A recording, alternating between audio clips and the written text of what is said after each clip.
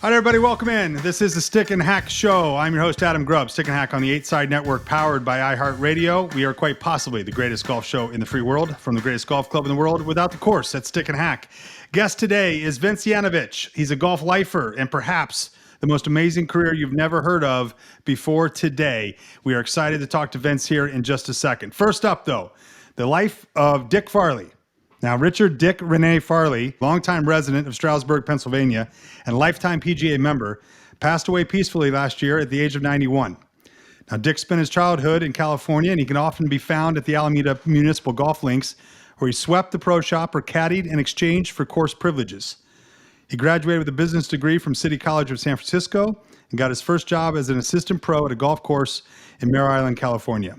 It was there that he met visiting golf professional Harry Obitz, whose invitation would change the course of young Dick's life. Harry invited Dick to work as an apprentice golf professional at Shawnee Inn in Pennsylvania, and in 1948, Dick borrowed money to make the cross-country trip and slept in the bag room until he could afford to rent a room. That is dedication. After his 5-year apprenticeship, he became an official member of the PGA on August 28th, 1952, and he and Harry used their teaching expertise to manage and develop several golf resorts throughout the 1960s. It's there they ended up in Freeport, Bahamas, where they developed the Swings the Thing Golf Schools and Golf Show. The show was the first of its kind that was both instructional and entertaining, featuring golf professionals swinging in unison and performing trick shots, much like the TikTok of today. The Swings the Thing Golf Show toured the world with stops in Asia, Europe, the United Kingdom, Canada, and even Mexico. They performed on national television and were invited to make a special appearance at President Eisenhower's birthday party in Hershey, Pennsylvania. Now, in 1974, Dick returned to Shawnee Inn and Country Club as golf director. He co-authored the book 6 Days to Better Golf, and his Swings the Thing golf schools expanded both nationwide and internationally. Soon after, he became a partnership with Rick McCord, and together they managed the golf operations at Orange Lake Country Club in Kissimmee, Florida. And over the years, he has written numerous articles on golf instruction, and Golf Magazine named him one of the top 50 teaching professionals. Another one of Dick's ventures during the early 70s was the World Pro-Am Golf Tournament. He began with one tournament at Pebble Beach, California, which grew to 12 tournaments played all across the globe. Now, many amateurs and pros have fond memories of playing these tournaments at world-renowned courses in Pebble Beach, Scotland, Ireland, Jamaica, the Bahamas, and Mexico. And some of his professional memberships and affiliations included a lifetime PGA member, British PGA member, Professional Golf Writers Association member, and teaching editor of Golf Magazine. Now, that is quite a golf journey. And ladies and gentlemen, you could search far and wide and not find many people like Dick Farley. But this is Stick and Hack, and we have done just that. Pleased to welcome a golf life that could rival Mr. Farley's, Vince Yanovitch, PGA teaching professional at Great Bear Golf Club and someone with decades in golf. We welcome in Vince. Vince, how are you? Thanks for being here on the Stick and Hack Show. I'm doing well. Thank you for having me. It's a pleasure to be with you. Now, you heard that life, but you lived that life. You knew Dick Farley, and hearing just his life, unfortunately, encapsulated into a 4-minute soliloquy there was probably hard because he had such a big life. He was a big personality. He had a long life in golf, but you, sir, have had just as long of life in golf as well. What do you think when you hear that story of your friend? Well, the thing that comes to mind about Dick Farley, when I went to work at the Shawnee Inn Golf Shop, he gave me a little booklet from the Dale Carnegie Institute of how to win friends and influence people. Right. And it was called A Little Golden Book. I still have that little golden book, and I learned a lot from it. And he's responsible for whatever luck and success I've had. Now, you've had nearly 70 years in this great sport in so many different ways, and it all started out with a friend convincing you to hitchhike from Pittston, Pennsylvania to Stroudsburg to visit an employment bureau. What happened next after you hitchhiked, which in 2022 is insane to think about. But back then, that's how you got places. There was no Uber. You just put your thumb up and you said, let's rock and roll. What happened once you got to Stroudsburg? Well, I went to the unemployment agency, and my friend Bill Burns got a job at the Castle Inn in Water Gap.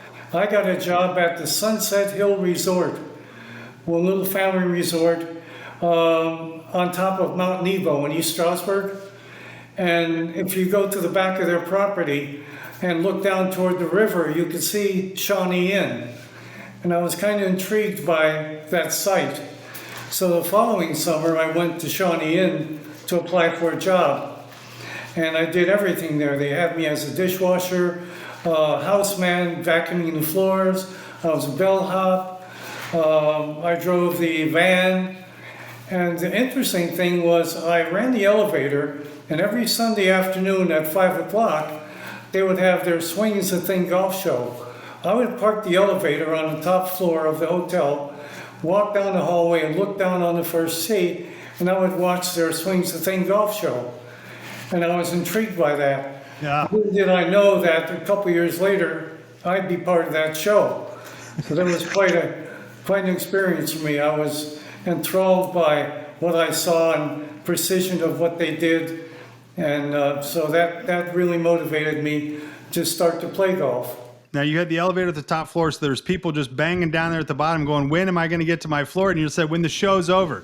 Now, actually, everyone in the hotel would go out and watch the golf show. So the elevator never rang until the show was over. Now, as you said, you started as a dishwasher, and then your life quickly changed, and you said, this is not for me. Somebody that worked near you decided that, or maybe you said, hey, I need to start learning how to play golf. I'm seeing these golfers out here. I'm seeing what's happening. I got to learn this great game. Did the game grab you right away, or were you like me and there's a 25-year commitment where I'm finally like, all right, fine, I'll play golf? No, it really did. I would hit golf balls near the entry to Shawnee Inn. There's a bunch of trees that they're still there. And there was a meadow down below, and I would hit golf balls there. And as the golf pro would drive in, he would sometimes see me and give me tips on how to improve my game. That's how I got invited to work in the bag room at the hotel, in the golf shop. That's one of those moments, Vince, where somebody said to you one thing, you heard it, you did it, you saw it, and then it just kind of kept moving from there, right? And that's what golf does. You think about, you hitchhike, you found a spot, you found a job, and now you're in your 80s and you're still talking about golf. What do you think your life would have been like had you not made that decision back then? I have no idea what I would have been doing. So it was a career and a lifetime project for me. Now you hear somebody's golf journey like we did with your buddy Mr. Smith a few minutes ago. Is it more impressive to hear a story like that, or to replay your own golf story in your head? Well, everybody has a good golf story of how they got started. I like mine. It came out of the blue. I get invited to be in the golf shop and have an opportunity to play golf with celebrities at Shawnee Inn. I had many rounds with Jackie Gleason. So it was fulfilling in that way. But when you come right down to it, it was a job. It was a way to make money. But it never felt like a job. It just felt more like a way of life. Now, you can't just blow right past the Jackie Gleason thing, Vince. I got to hear. So he was a member there. He played there. Did he have a weekly tee time? How did you get involved with him, and what was he like? Well, Jackie Gleason learned to play golf at Shawnee. He took lessons from Harry Ovitz, and whenever he first came there in the early years, an assistant pro would always go out with him in the morning, and I many times was the guy that went out with him, among the other guys that went out with him. He was very serious about his game. He got kind of funny here and there, would joke around a little bit. One of my favorite anecdotes with him would be, he hit a poor shot once, and there were only two of us playing, and I said, take another ball, hit another ball. He said, in the Jackie Gleason, Ralph Cramden vernacular, don't read it, my friend. Next one be right next to the cup. So you played golf with Ralph Cramden, which is most people's probably go-to golf story, right? But you probably have thousands, and you have spent a career teaching, you've spent a career playing, you spent a career around golf. What are those moments that you remember? Was it as an early kid and that first pure strike and going, my God, this game is for me? Or was it the community and the people and everybody that surrounds golf and the clubs that you've worked at? Is that what is more memorable to you? What's your go-to? I think meeting the people that I've met over the years and having a challenge and learn to play a game which I had no clue how to play initially. It was a big challenge, but also it was a way of life. I fell into it. The people I worked with were really wonderful teachers, Harry and Dick. McGregor Jessamine was a teaching pro at Shawnee. He came from St. Andrews in Scotland, was a teaching pro there. He came over to make a connection in the USA and got a nice head professional job in the metropolitan area at one point. I learned a lot from Bob McGregor. We called him Bob. Yeah. Matt, he had several names. One of the things I remember about Bob was he always talked about striking the ball, spank it at the bottom, he'd say, spank it at the bottom. And those are the types of tips and those little things that the older generations, that's how they taught, right? They really did. They really did. Very different. And one of McGregor Jessamine's favorites was in your way, out of your way. Meaning when you swing the club back, your left side is getting in your way, and when you swing the club down, it's getting out of your way. And when you think of it in those terms, it helps to give you a nice rhythm to your swing. In your way, out of your way. And with all of the training aids today, all of the practice facilities and all this money that is spent on every year on getting better at golf, at the end of the day, sometimes it is as simple as something in your mind that you just say back to yourself, 1, 2, 3, down, right? Why is that? Why is golf like that? It can be so technical at times, but yet it can be so simple. Well, I think you've said it. When you're playing well, it's so easy. Mm-hmm. When you're not playing well, it's so difficult. That's the hook in golf.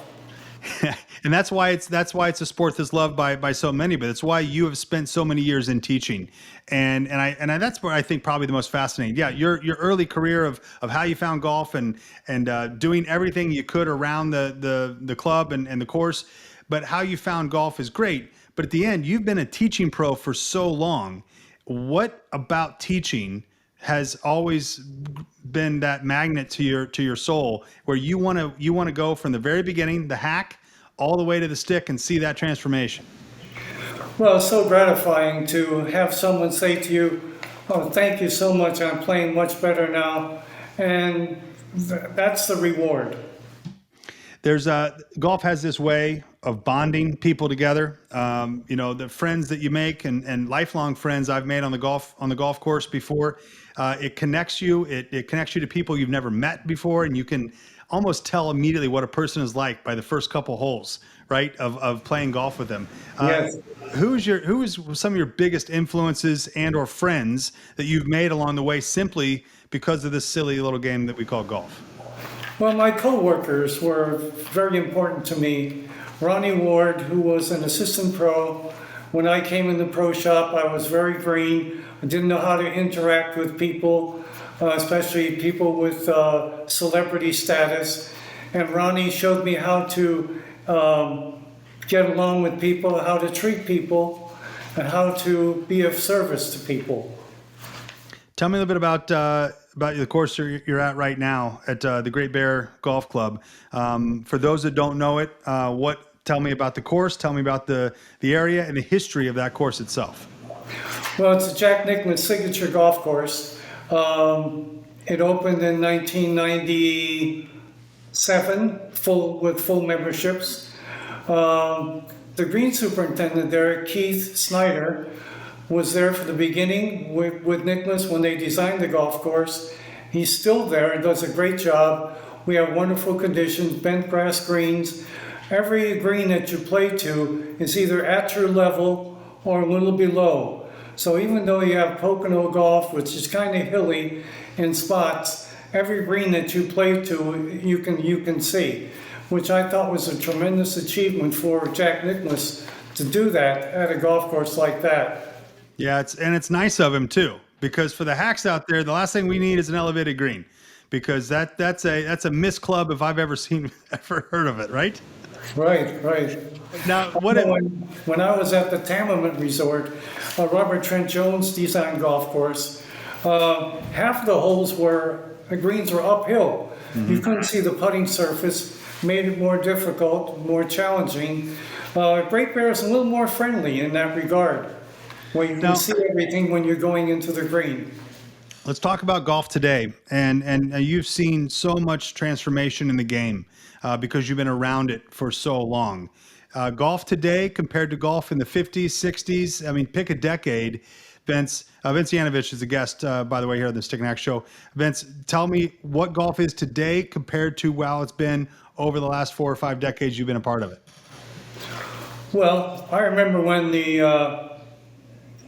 when you were fitting someone for a set of clubs, you took the driver and you pressed down on it and saw how much flex was in the shaft. Or you put it underneath your arm and you kind of shook it to see. And then again, when the graphites came out, the shafts, everybody's medium shaft was different than the other guy's medium shaft. There was no conformity to it until they got that all ironed out.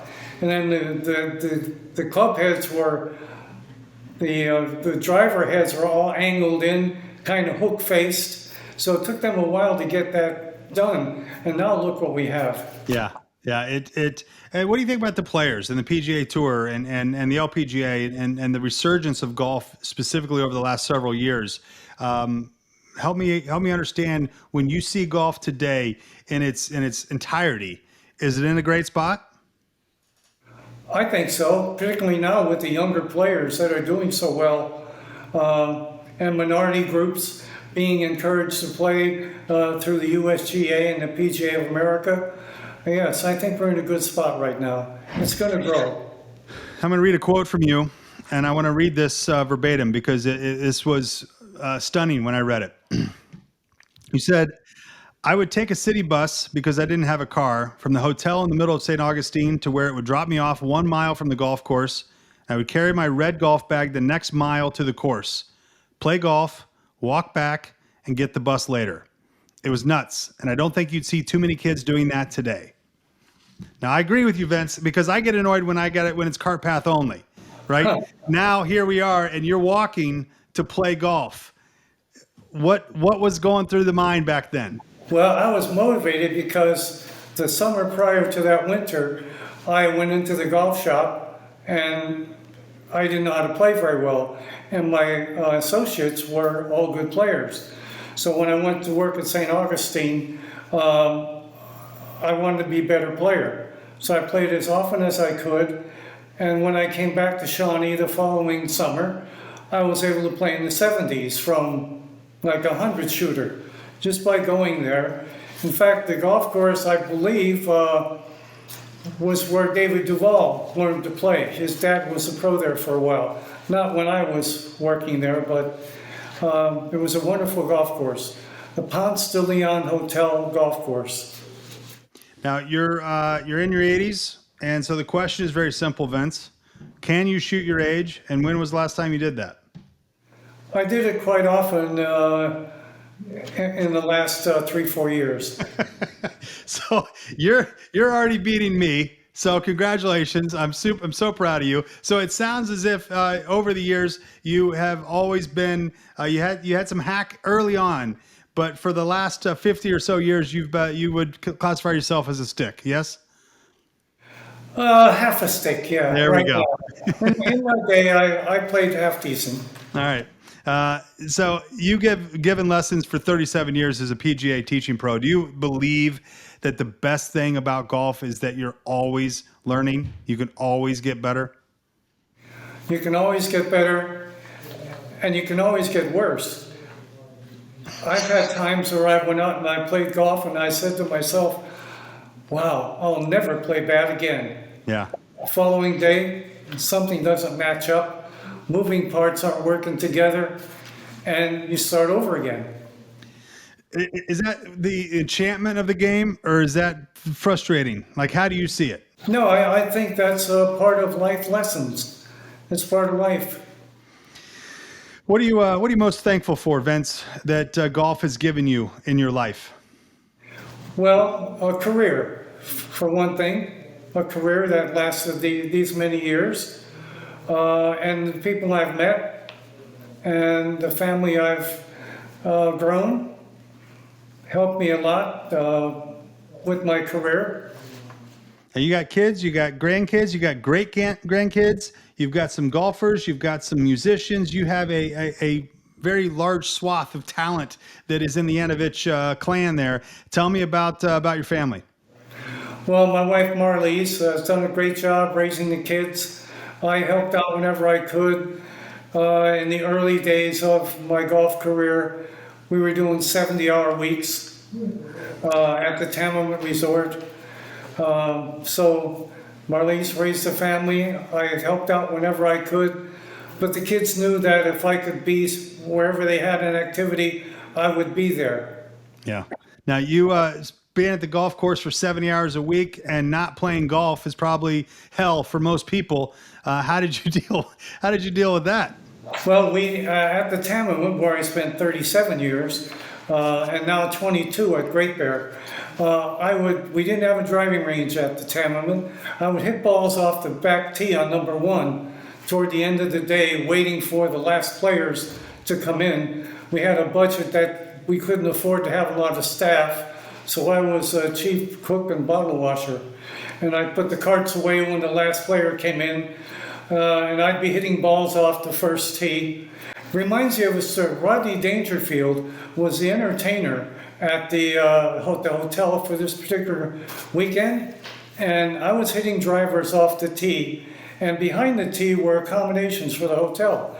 And there was someone watching me. I looked back, and Rodney Dangerfield was standing there, bare feet, a bathrobe, and a drink in his hand. And he's going, "Hey, you must be the pro here." I said, "Yeah, but I don't get no respect." So you've played golf with Ralph Cramden, and you have had a teaching tip from Rodney Dangerfield. Vince, that's a full life right there. I said to him, "You want to hit something?" He goes, "No, I can't play golf." The drink was spilling on his hand. He's bobbing around. That was great. But Vince Yanovitch is part of golf. Vince Yanovitch is the guest here on Stick and Hack. Vince, we're going to play a game when we come back here called Stick or Hack, and I know that this will be the pinnacle of your career in golf here in just a second. So hang tight. We're going to play Stick or Hack. Next, this is Stick and Hack on the 8 Side Network, powered by iHeartRadio. The Stick and Hack Challenge app is available now for iOS. Now, the Challenge app is like no other golf game out there. It takes the focus off of your final score and instead turns your round into a collection of challenges, objectives, and accomplishments. With more than 90 unique challenges to choose from, you'll never have the same experience twice. And if that's not enough, you can also challenge friends or strangers to see who comes out on top. Plus, with an XP system that rewards your successes, you'll be motivated to keep pushing yourself further. Whether you're a seasoned pro or just starting out with the game, the Stick and Hack Challenge app is the perfect way to add some extra fun to your golf game. All right, we're back here at Stick and Hack. I'm your host, Adam Grubb, with Vince Yanovitch, a long-time teaching professional and long-time a golf lifer. And I'm sure, Vince, when you hear golf lifer, that's got to fill your heart because you are, sir, a golf lifer. But everyone that writes about you, talks to you, meets you, they say the same thing, that you're a worker. You have that grit, you have that drive, and that you have never taken a day where you just said, "Yeah, I'll get to it later." You always move forward. Is that true? I mean, can somebody be that dedicated to golf for 70 years? I try to always do it now, whatever it might be. Well, right now we get to play Stick or Hack. All right, and so this is very easy. So you're going to tell me if this the category is clubhouse food. Okay, so you've spent your life in clubhouses. So clubhouse food at a golf course. Stick or Hack, I'm going to name them. You say if it's Stick or Hack, and then I'll let you know what I think, okay? Now, hopefully, we have some commonalities here, okay? Because I would hate for this friendship to get off on a rocky start, all right? So here we go. Stick or Hack. Clubhouse food with Vince Yanovitch, hot dog. Stick. Stick indeed. Popcorn. Stick. Stick. Ham sandwich. Stick. I'm going to go hack on ham sandwich only because they typically surprise you at the clubhouse with lettuce and tomato and a bunch of other crap on the sandwich. I just want a ham sandwich, right? Just put ham and cheese like an American and leave the vegetables and all the other stuff back in the back. Agree? Agree. Good Okay. call. Thank you. Bratwurst. Hack. Whoa. That was surprising. I go stick all day. There's nothing that fuels my back nine for a strong 50 more like a bratwurst in the old belly. And every time I tee off on 10, I go, oh my God, why the hell did I eat the bratwurst? But it's a stick for me. How about chili? Stick. I say stick. And you wouldn't think that, right? You wouldn't think clubhouse food, chili, golf. I played Sand Valley in Wisconsin, and they have this little halfway house there, and they have this chili, and it's like, I mean, it's unbelievable. And one of the things you have to do with your caddy is buy your caddy a bowl of this chili. But walking, carrying your bag, and eating chili is probably the most difficult task I've ever had in my life. Yet, I still call it a stick. All right, stick or hack clubhouse food with Vince Yanovitch. Hard-boiled eggs. Hack. Hack. They smell terrible. What are we doing, right? And and if you, God forbid, you leave one in your bag, that's a nightmare. Granola bars, stick or hack? Stick. I'm gonna go hack, but and going back to the vegetable fiasco, I think you know where I stand with healthy foods. Let's go. Speaking of fresh fruit, stick or hack? Clubhouse Foods with Vince Yanovitch. Stick. So it depends on how hot it is. I'm going to go hack, but it could be stick if it's really hot. A nice cup of fresh fruit would be okay, but I'm not going to go out of my way to eat fruit. Stick or hack? Street tacos. Hack. Vince. Too messy. Vince. I'm gonna go stick. Shock of the year there. And then the last one here, stick or hack, Clubhouse Foods, beef jerky. Hack. Hack. I agree with you. It smells terrible. You think hard-boiled eggs in the sun smell bad.